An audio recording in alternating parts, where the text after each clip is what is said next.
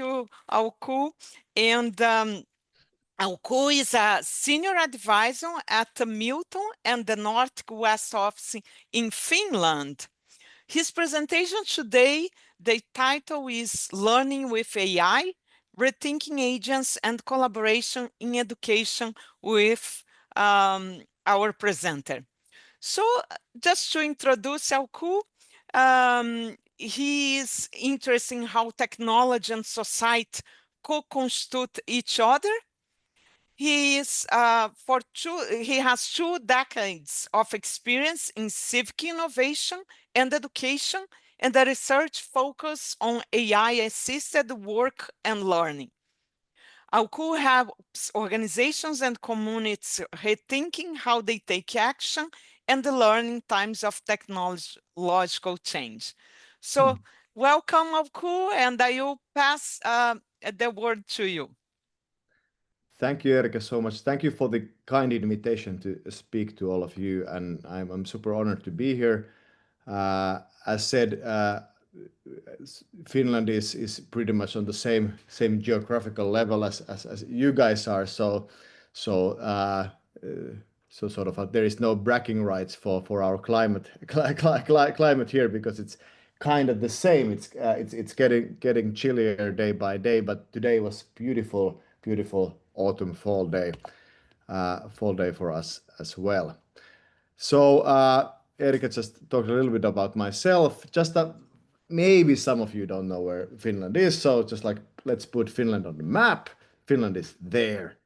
It's on the top of Europe, part of the Nordic countries, together with Denmark, Norway, Iceland, Sweden, and sort of just like I wanna open it so you know where I'm talking. And if you look at the very southern coastline there that Finland has in the Baltic Sea, that's where I'm hailing from Helsinki at the moment.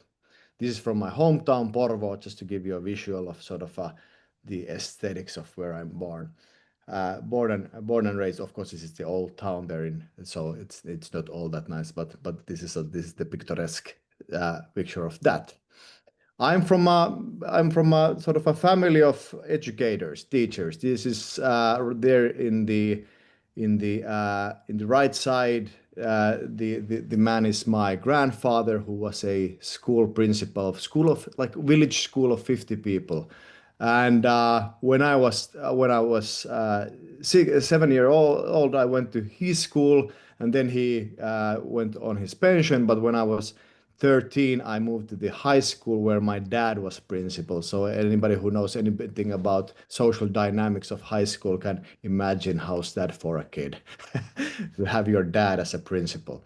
So that's sort of, I come from a family of educators, and I have been studying education as well, and both kind of like doing research there in Miltton, but also more and more involved also in the faculty, and having ambitious there is a slight chance that I might be heading a AI work and learning course or a series of events next spring at the Faculty of Educational Sciences in the University of Helsinki. This was the school, but today's topic is education and AI, and I'm going to talk about this topic, this theme, quite broadly. And there is going to be a lot of stuff, so if you feel overwhelmed or anything, it's my fault, not yours. I sort of will sort of harbor responsibility of that. And as you will going to notice, how I'm going to talk about learning, education, and AI is also sort of doesn't only confine to school, but learning and education at large as well. So where are we? We are in a very strange era in the history of human species in a way. There is Zuckerberg for Meta saying that most of our friends will be AI, a horrific idea of sorts from a one angle. But what he means there is that sort of many of the faces you are going to see in, let's say, your Instagram, your social media, many of the profile pictures interacting you on their platforms will be AI agents of sorts and not human beings. So it will be a mixture of AI faces and your faces. There is going to be AI therapists and so forth, AI friends and sort of different service providers in the form of AI agents as well. Uh, there is sort of different kind of scenarios done about when we will have a superhuman coder, for example, in the form of AI, and a sort of a some will point that it will be 2027. And here we are not talking about AGI or anything kind of like a very super futuristic in that sense, but kind of like just like a coding assistant. We already have coding assistants. Maybe some of you have vibe coded already sites or services using AI. This is the same trajectory going forward, and AI coding assistance superseding human coding abilities. But what does it really mean to have an ability in something, a capacity in something? And this is something that we're going to dabble on today. This is Anthropic's CEO saying earlier this year that AI is starting to get better than humans at almost all intellectual tasks, and we're going to collectively, as a society, grapple with it. And sort of there is very hypey words that we hear from people like Amode, such as cancer is cured, economic growth 10% a year, the budget is balanced, 20% people don't have jobs.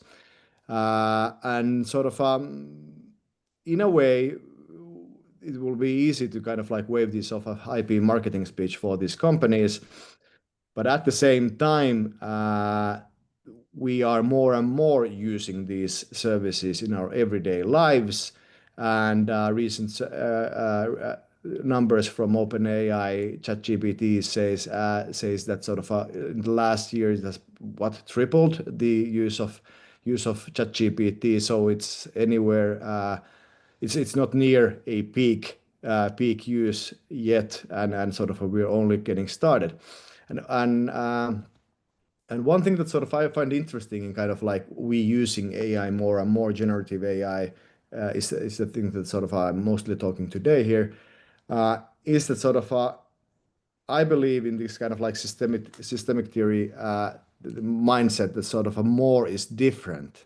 So when more and more people use AI, it will be different also how they use it. The people who are the front runners of how to use AI, who were first using generative AI to do all kinds of tasks, they are different sorts of people than the people who are coming and sort of starting to use these technologies later on.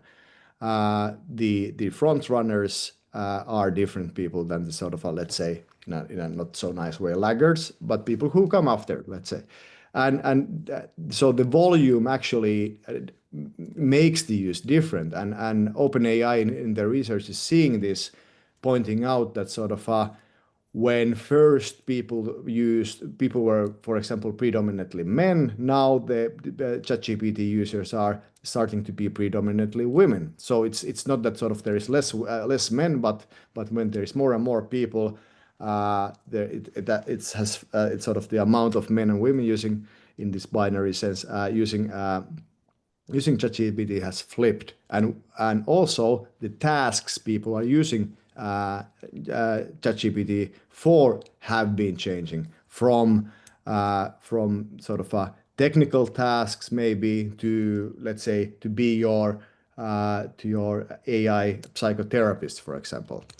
and so, sort of keeping company, helping you with relationship advice, sort of a pondering about relationship things and so forth. And there is also a lot of speech about kind of like what is the effect on work, what is the effect on tasks, let's say future prospects. There's been a lot of talk about what AI means for entry level jobs, and many of you are maybe students, so kind of like from that point of view, this discussion is quite critical when young people get out of their schools, their colleges, their universities, what kind of jobs market they are entering in, and here the jobs market is not the same as it was before. Many of the entry level easy jobs, easy tasks are now done by AI, and there's this whole discourse about, for example, jobs in consultancy, where sort of the entry level jobs in consultancy have they sort of are starting to get wiped away in a way. So it's not a pyramid anymore at McKinsey, but a sort of a pole or a tower, and that will change a lot of things about our attitudes towards society as well, and sort of we could go into politics more, but let's not today. Uh, here is a sort of a now quite in generative AI research sense old paper from 2 years ago, where Meta's researchers have devised a AI to play a strategy game called Diplomacy. Here's the map of Europe. You're seeing Finland also there. The game of Diplomacy is an interesting game in a sense that you might remember that in 90s AI won over human chess grandmaster, and in 2016 AlphaGo from Google, we're going to talk a little bit about that later on, won over Go. You might recall a Asian Asian strategy game which is vastly more complex than chess in some sense. So a AI AlphaGo player won over Sedong, who is a grandmaster of sorts in that in 2016. Diplomacy differs from those two games. Diplomacy you play by interacting and collaborating with other people. So in the online version, you chat with the other players playing this game. So you engage in devising all kind of shenanigans against your other players. You make pacts. You deceive. You trade and so on. So you can see sort of why this is interesting for AI researchers, this game, because this kind of like gives a closed platform to research on whether AI could deceive us, or make sort of engage in social plotting against towards the AI's own goals, or something like that. And sort of there is 2 years ago there was human level play in the game of Diplomacy. Let's see how long it takes for there to be a better than human diplomacy player, which is to say better than human negotiator and plotter and strategist in this sense as well. I have to mention that sort of AI has entered warfare as well, and sort of this is not even generative AI or anything. This is quite rudimentary AI that Israel has been using to identify Gaza targets. So it also kind of like why I'm mentioning this is not because of the situation and because the tragedy, multifaceted tragedy that's sort of happening there, but in the sense that sort of unlike many other technological phases of technological innovation or sort of a spaces of innovation in the technological realm. This is direct, the AI push is directly connected to our military power and our ability to use kinetic force against other human beings. So this is kind of like it's what's pushing AI at the moment is not only productivity in business, it's not only a consumer solution, it's only these kind of like existential questions for nation states. So that it's not only there is not only capitalist logic they're pushing this forward, but other things as well. Here is a kind of like a change in generative AI use cases. Also, kind of like if you see therapy and companionship moving to be the number one in one research, and this has been kind of like predominant in other research as well. So there's kind of like generative AI becoming kind of like this kind of like companion in your life, organizing my life, kind of like pondering about what should I do about my work, life, and so forth. And I can attest to this because kind of like I'm using it to these purposes as well.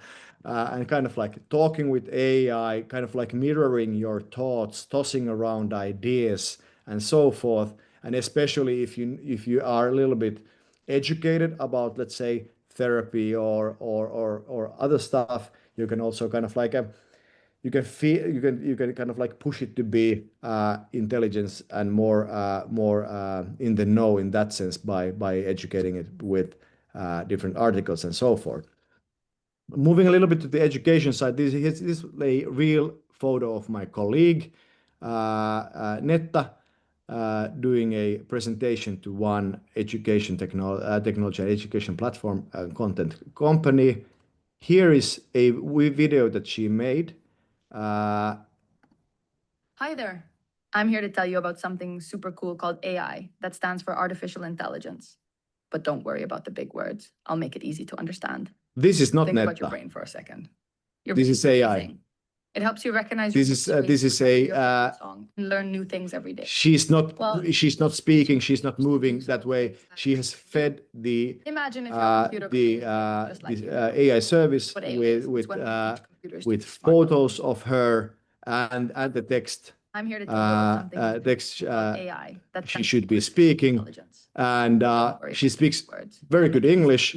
But here again, it speaks a little bit better, a little bit more native, native US, native North American English than she does actually. But that's not all. Salut.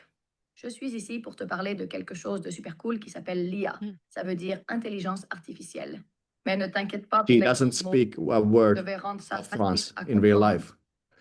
So imagine a sort of this fantastical proposition that there would be a small country of 5 million people that natively speaks a language that only 5 people know, Finland and Finnish, and sort of what it means for us in a way, and I think we haven't realized this as a sort of a nation yet, that sort of we are now given, and other small languages as well are giving the same kind of like, let's say, language capacities that sort of native English speakers have in the world market, and when it comes to communications in business, economy, and so forth.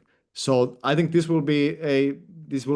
side of this will be groundbreaking in a way that sort of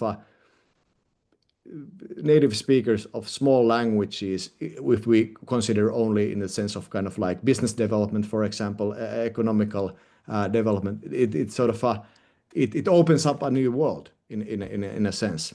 Imagine this: a student opens her history book to chapter 4. This is just like medieval Europe. She doesn't know anything about animation or video making in the kind of traditional sense. And instantly, but she made this in some. You see, the fingers are not realistic and so forth. but a demo video what the future of learning would be in a classroom using these services. And these services are available for teachers and for any one of us, just like with quite small investments. So just imagine what a challenge this is, for example, to educational content providers, designers. Imagine what sort of how this shifts the businesses of creative content creation, the businesses of Netflixes and movie studios and so forth, because this is only kind of like the very beginning of these technologies. Imagine when there is the teacher who wants to teach something to a kid who's interested in some topic in one sense, and now teacher can particularize, individualize the content directly for that person. So if that person is interested in soccer, made math problems be soccer problems, and if they are interested in ballet or in some animated series, then that individualization happens as well. And I think this is not only straightforwardly positive thing. I believe that sort of many interesting things about our cognitive development, our development of social, like worldly human beings, happens in these moments of dissonance where we don't get what we want, when we don't get the stuff chewed readily for us, and sort of when we don't get it sort of the content tailored to our particular interest, when we are sort of forced to this kind of like contradiction. Going a little bit forward, we have technologies starting to pop up that sort of use all the data that sort of is gathered on your activity, speech during your day to train the model. So the model, the service listens to you, and this is kind of like, this is the horrific scenario of this is surveillance capitalism going off the hook, and sort of this is but also kind of like more information, more data about you, the better it presumably would be to service you. But this was kind of like the prelude, where we are, and now we're going to the weeds of how we might kind of like think about AI. Kind of like I'm addressing in a kind of like these theoretical connections, challenges, implications of what it would mean if we would kind of like position AI as a genuine participant in knowledge creation rather than merely a tool. Because we are in a very interesting moment in time. We since we started to get these technologies of generative AI, tools couldn't speak. You got a hammer, and hammer didn't speak, and you got a diabetes insulin machine on your arm, and it didn't speak, and watch that didn't speak, and computer that didn't speak.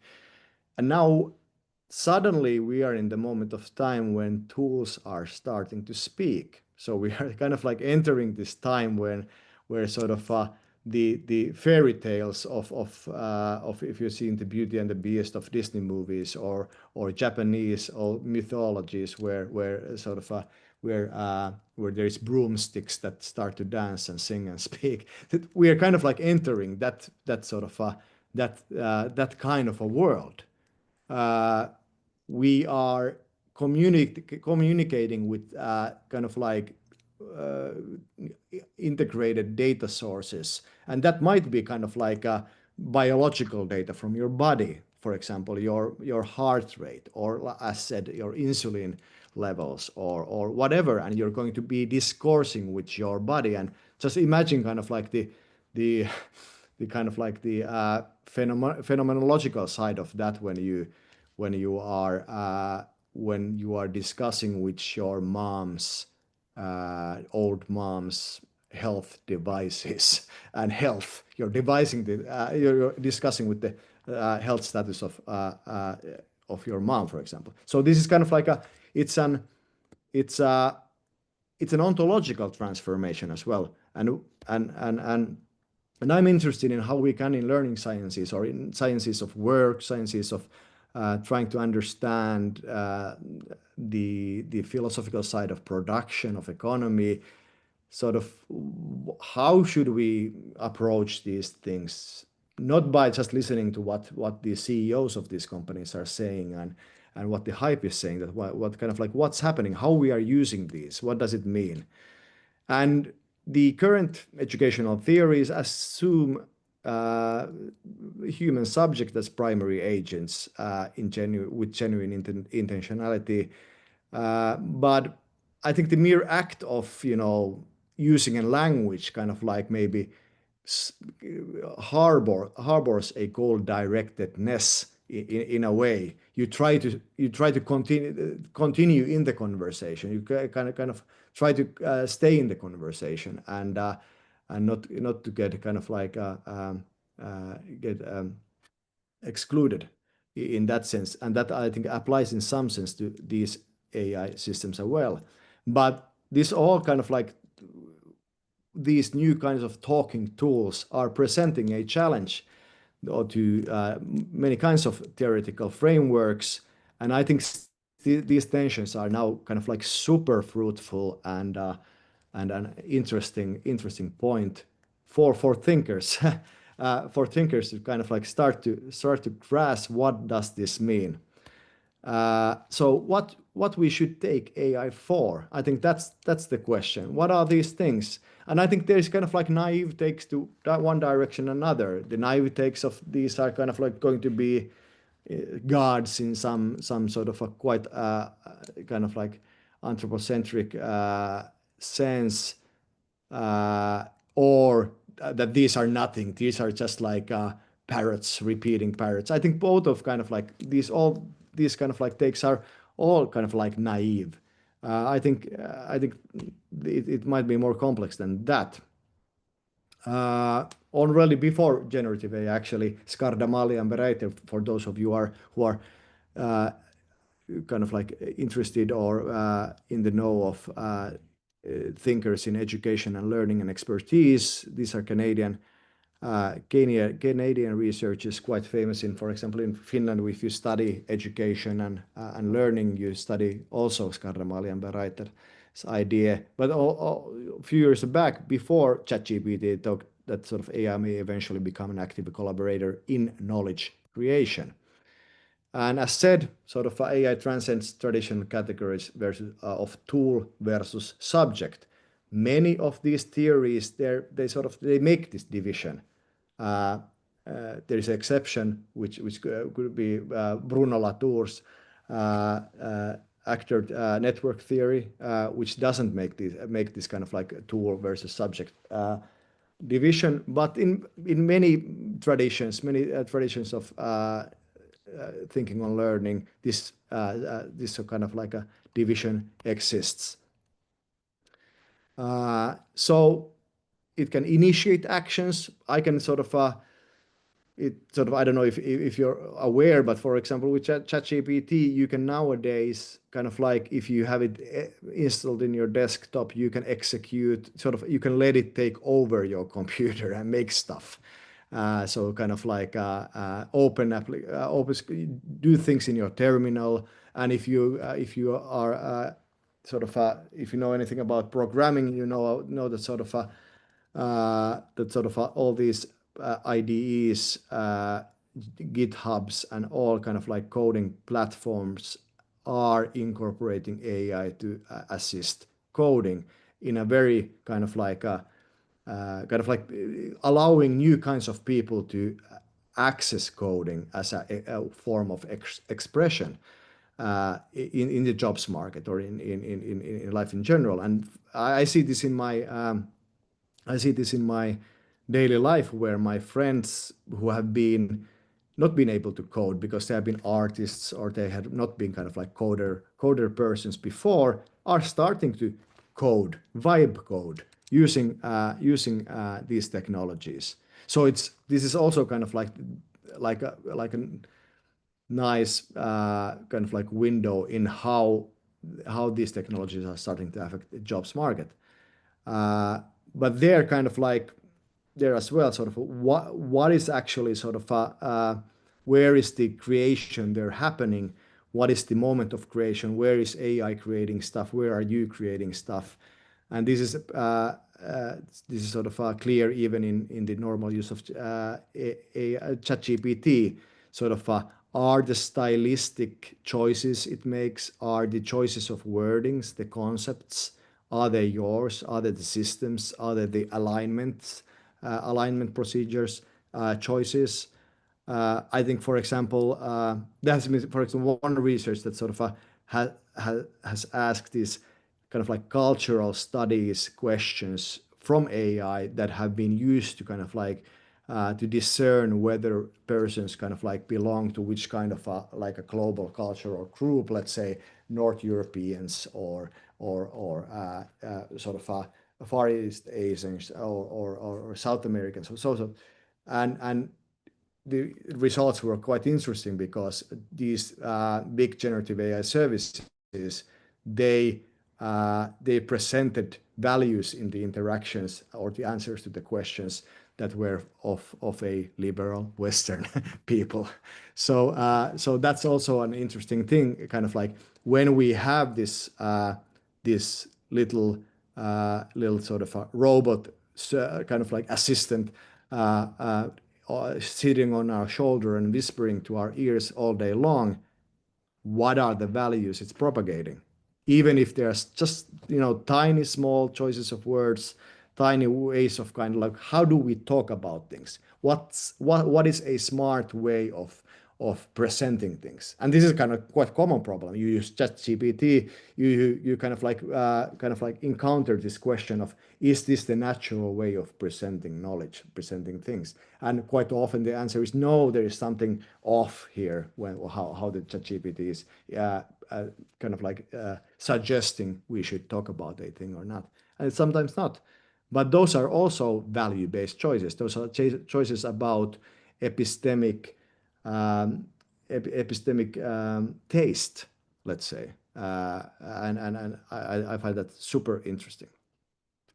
So I think sort of the kind of like one of the theoretical implications of all this is kind of like that we must kind of like start to seriously consider extending our frameworks to include multi-agent activity systems where AI operates as semi-autonomous participants, where it's not tool, but it's not human either. So we need new categories of kind of like thinking about collective activity, and this human-centeredness is not maybe holding very well. We get to some ideas about that later on. So this is also kind of like interesting because I believed in Karen Barad's idea that sort of ethics, ontology, and epistemology are fundamentally inseparable and cooked together, meaning that sort of when we start to consider tools as something else than tools, that they're something more than tools. And this starts to affect how we understand the value of one of other human beings. This also has consequences for sort of what is valuable to know, what is the valuable phase or moment or event in knowledge creation, how does this kind of like affect ethics, sort of what is valuable, sort of how, for example, the value of human beings is sort of changed when sort of the meritocratic idea of that sort of one of the aspects of our value is sort of our capacities and capabilities. Of course, fortunately, this is not the only way to look at things, but sort of when that is countered to this reality where AI actually sort of knows how to code better than I do. So what does this mean? Or knows more stuff about something than I do. What does this mean? Or listens to me better than my partner. What does this mean? So it changes this. So tool, object, agent, what are these things? Some experiments and exploration from kind of like my bench. I have this lighthearted experiment called Dive Bar, because Google's Notebook LM, you might know the service, generates deep dives, which is AI podcasts, two AIs talking about stuff, and they just actually made new things possible, which is AI debating one another. So it's in voice, and sort of it works that way. So you put stuff there, articles, books, whole libraries. I have I don't know, whole library of of many philosophers, hold their life's worth of the stuff there, and I can prompt them to debate that life worth of stuff, or kind of like provide a deep dive on life worth of stuff. Then again, how does this change kind of like how we know stuff, how we know a thinker's thinking, their life's work, their predominant ideas, when there is kind of like this new kind of layers coming up to the straight interaction with the works of the thinker, for example. Sometimes this might give access to very hard to grasp thinkers. Sort of, it's certainly a different thing to make a deep dive out of Heidegger than to read Heidegger yourself, and so forth. But here again, what does it mean when kind of your curriculum? Let's say there's many educators there listening to this. What does it mean when your whole curriculum is kind of like is a bunch of podcasts and the original articles, of course. But when kind of like and this is, I think this is just the beginning. It's kind of like the notebook is now voice only, but it's going to be kind of like prompted documentaries. Oh, I want a documentary of your coursework, or that article. I want a moving picture, a Netflix quality documentary out of this scientific article. And that's going to change how we interact with epistemic content. Here is kind of like an experiment that I made with you can do this with Claude, or you can do with this ChatGPT, where I created a project inside the service, and I fed it with in this case theoretical articles, here anthropological articles on sort of South American indigenous perspectivism, and sort of started with that. And what I did was kind of like I started to ask questions about kind of like, okay, if this theoretical article would be a kind of like a basis on which you should or you have to kind of like create a world out of, a story, a narrative out of, how would that narrative play out? And then it created a story that played by the rules of that theoretical article. And okay, now I read that there's characters there and they're interacting by the rules stemming from that theoretical article. And then I fed that again to the material and created another kind, created different kind of characters, different kind of events, different kind of situations, and it kind of like created this whole world, narrative world, out of these two theoretical articles of kind of like a theory of anthropology. And imagine also kind of like this kind of like just about my interest, but what does it mean kind of like when let's say a high school student that sort of studies ancient Greek is given a model where all available texts in original Greek, as you can actually interact with original Greek, like classical Greek stuff when you put it there. That's the base material, and the educator asks the student to kind of like to create stories and narratives from the point of view that interests that person from that world, based on those articles. And that can be kind of like, when if person is interested in how was the life of, let's say, slaves in ancient Athens, or how was the lives of a woman in a rich family, for example. How are those perspectives playing out? That can happen, and that can happen based on the on the material.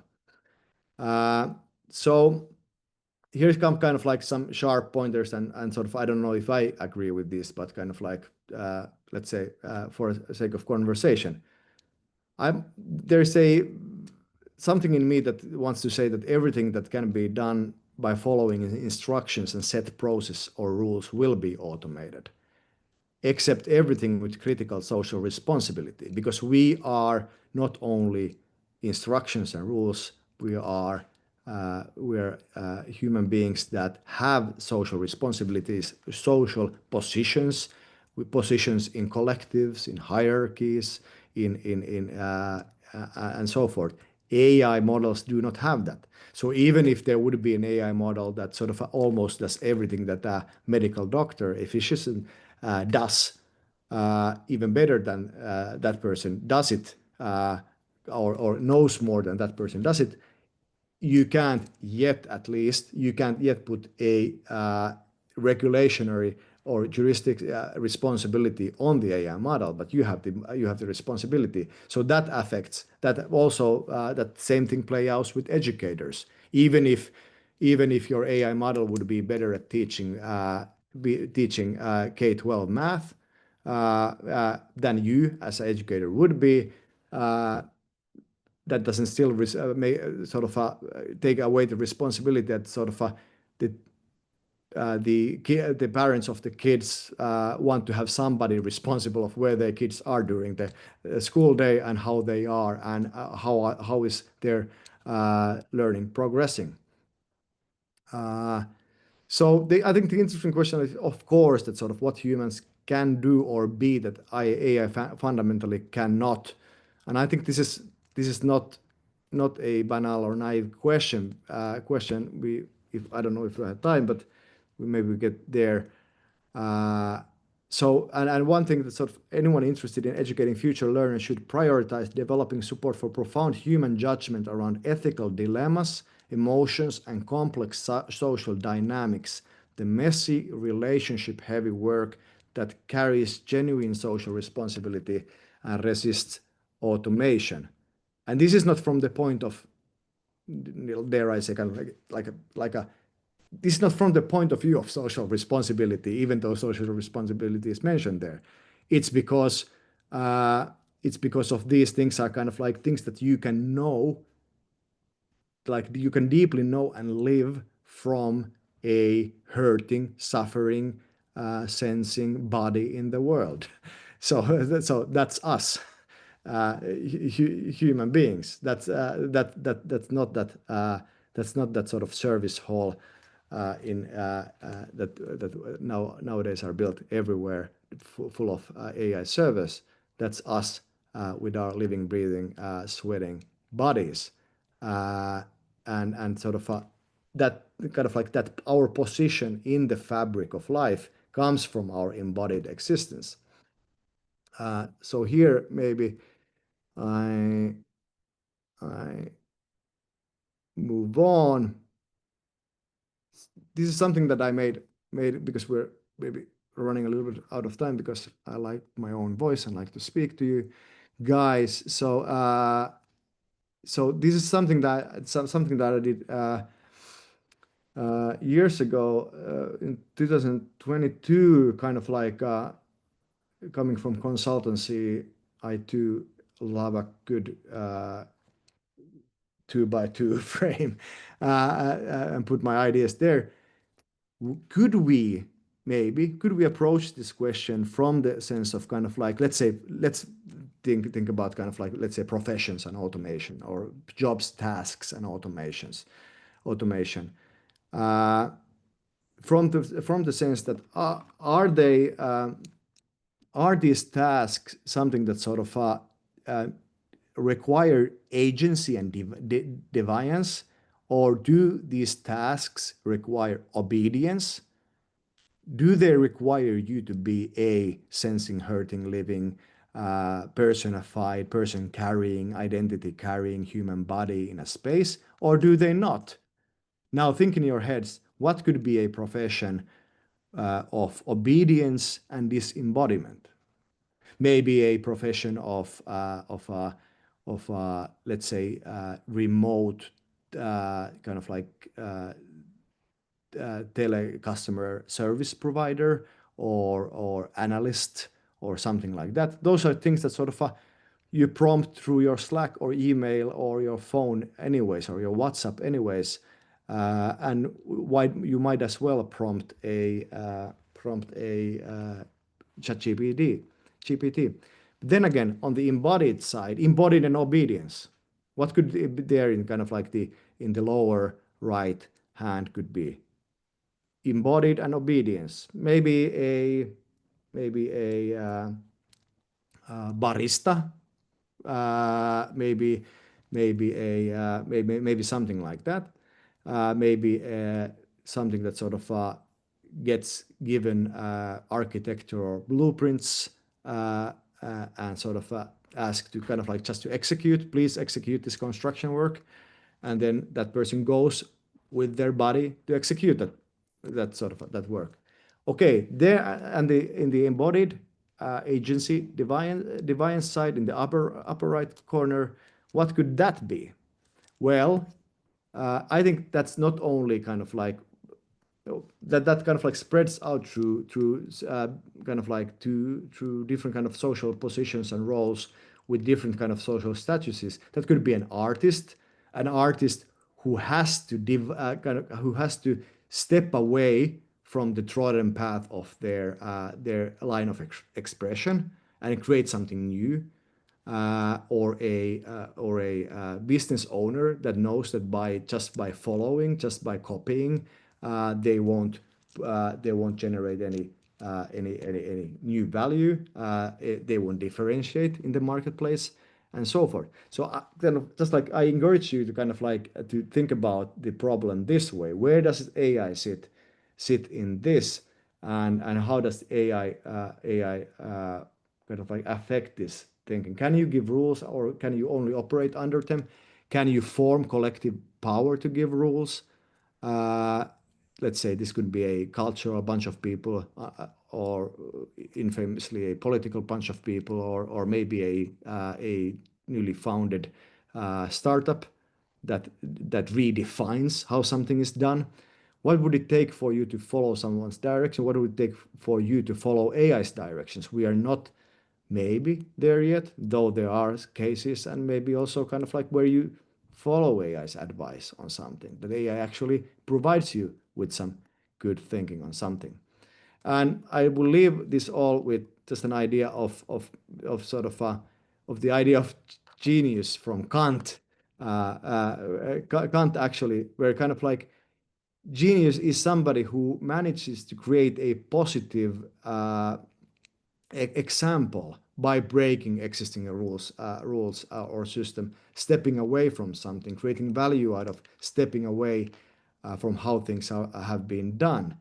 And if we take AI for something that always has a certain set of boundaries, even how wide or from or conceived from data through induction, those boundaries might be, but it still has the kind of boundaries, and can't maybe step out of those boundaries. Maybe this is something that sort of is left for human beings and for educators. This means, so how do we educate people who have what it takes for disobedience, and not kind of like disobedience in sense of ruleless chaos or disobedience for disobedience sake, but disobedience in a sense that it becomes a positive example for people that people want to follow, thus something that creates values.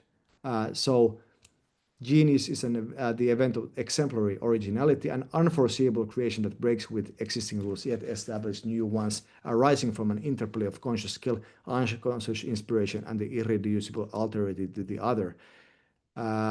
So, setting an example, constituting a rule by acting on the world, or as Logan in the series Succession, if somebody has seen Succession, says, we have to act on the world, the freaking world, we have to act. But there's a disclaimer. What does it mean that then again, Lee Sedol got beaten by AlphaGo that I mentioned at the beginning by making a move, the move, infamous move 37, move that the Go players hadn't previously made because it didn't really sit with the tradition of how we play Go.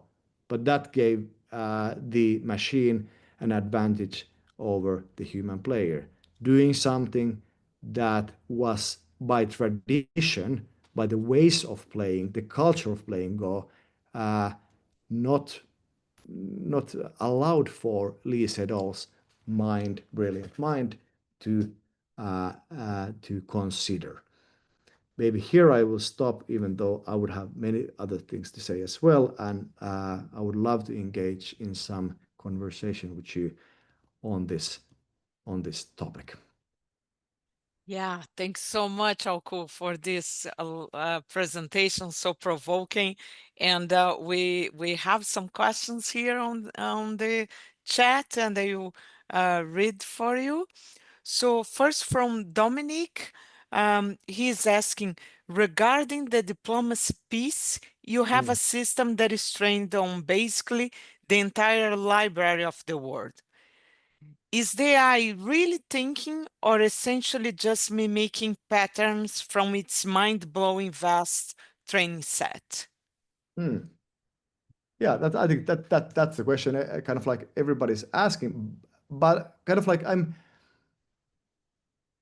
I may be turning that question to kind of like tilting it a bit in a sense that we have been valuing, let's say at least in the cultures, I think we maybe all in this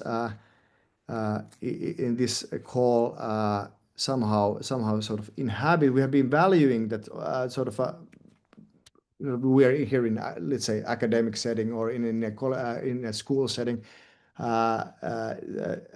We have been valuing this kind of like this certain kind of intelligence that sort of relies on kind of like synthesizing knowledge vast and sort of and sort of valuing this kind of knowledge that suddenly these models seem to kind of like execute pretty well. We have been choosing kind of like the system of education that we have created in the West, and well, I think maybe almost all around the world, kind of like chooses people kind of like on the basis of, let's say, for example, grit. How kind of like how much stamina do they have to study throughout their entire lives? Are their cognitions set or set in a ways or developed in a ways that allow for a kind of like a persistent years and years study effort on something, taking kind of integrating integrating a lot of different kind of knowledge and on basis of that making sort of inference. And I think sort of we are waking to a reality where actually this was not that valuable thing, in the end. So that it kind of like prompts us to ask sort of what is valuable then, if that's kind of like that grit, and if that kind of like learning that or knowledge, kind of like if that kind of epistemic activity that these models do well wasn't that particular to humans, you know, so at all, what is it then that is particular to humans? What makes us kind of like particular to our own eyes or valuable to our own eyes? And sort of I think sort of this whole transformation in a way prompts us to reconsider reconsider kind of like for what and for what purposes and to what ends and with what methods we kind of like we have people sitting in the school bench for all their lives. What do they get out of all that in this world where many of the things, many of the qualities, attitudes, kind of like that sort of we have been valuing these systems are being in a way a bit, not a bit, a lot devalued. Maybe Yeah. next question. Yeah, thank you so much. So, Kate, it's kind of comment, but I think in education, this has been so much in our mind. So, Kate said, prefacing that I'm not anti-AI, but are we concerned at all about teachers using AI to create materials and the students using AI to create assignments and creating this sort of AI education feedback loop? Yeah, I think kind of like we we find ourselves in a moment where this kind of like the idea of schools and education being uh, predominantly for knowledge transfer. The transfer is challenged, kind of like is sort of if teachers' only job was to kind of like to hand over a curriculum and explain it and teach the curriculum to the students, I think that's challenged in a very dire way at the moment, and those kind of mechanism that this kind of this comment was about kind of like are also about that. We realize that sort of maybe the knowledge transfer bit isn't something that we need to kind of like focus our educational efforts on. And I think that's the kind of like that kind of like puts us in the place as people's interested in education. It puts us in place where we have to ask, okay, what's left? Or when we do not have to put our time to that as much, the knowledge transfer part, what is it then that stays valuable in our educative relationships? And I think that's a wonderfully more kind of like valuable question than I hope I don't step into it, on anyone's questions in the chat, but I don't see them. But sort of I think it's many times more interesting question than the things considering value transformation is that sort of what are we as education force? Why are we as students in schools and in universities? And my answer is not some Silicon Valley, Silicon Valley-ish kind of like hypey, yeah, let's dismantle schools or stuff. I think we need educators now more than ever. We need schools, we need universities more than ever. But I think this pushes us to reveal the maybe even more fundamental values of education and educational systems than the knowledge transfer function of it. Yeah, thank you. So, one more question. Juan Kelly, he asks, will generative AI be smarter than AI now? For example, will generative AI be able to make own decisions at some level? They will be more human thinking? Well, I think sort of when it comes to decisions, it already can do decisions, and sort of the only thing that's sort of preventing these systems to do some level decisions is the alignment and sort of the efforts to contain these models that sort of these manufacturers of AI services and AI models do, because what is the kind of like the scenario that they are afraid is the kind of like this nightmarish PR scenario where actually sort of these models start to make decisions that kind of like that result in some nightmarish consequences, and that would be devastating for them devastating for them in a way. And kind of like you can see them making decisions already when you use, for example, the coding assistance, or you use the kind of like screen overtaking features of ChatGPT on your desktop or something like that. Of course, they are now confined by your prompt in a way, but there is also kind of like we are already there where we could kind of like in reality just allow them to go on and try to execute a thing until they get it done. And I think that sort of those are interesting and at times also scary scenarios. Yes, for sure. And thank you so much for your presentation. So provoking. We had actually a record of attendees in this session, 98 presenters, and some people had to leave. We actually are having a parallel event. It's Hispanic Heritage Month, and our presentation ended up being at the same time.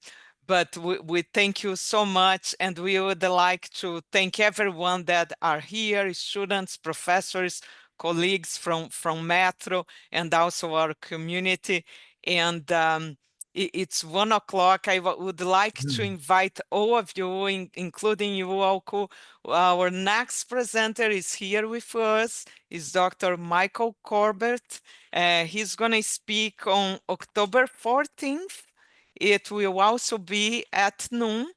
And Dr. Michael, presentation title is How AI and Strategic Social Entrepreneurship Can Help Companies Navigate Today's Political Headwinds. So another very provoking presentation.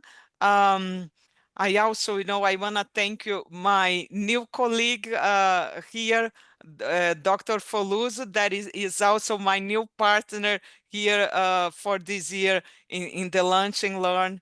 And thank you, everyone. I appreciate, I know we would have much more questions, but we keep the conversation, and hopefully to see you all on October 14th. Thank you very much. Thank you much. Thank you for the invite. Have a nice fall, everyone. Bye. Bye, everyone. Thank you. Thank you.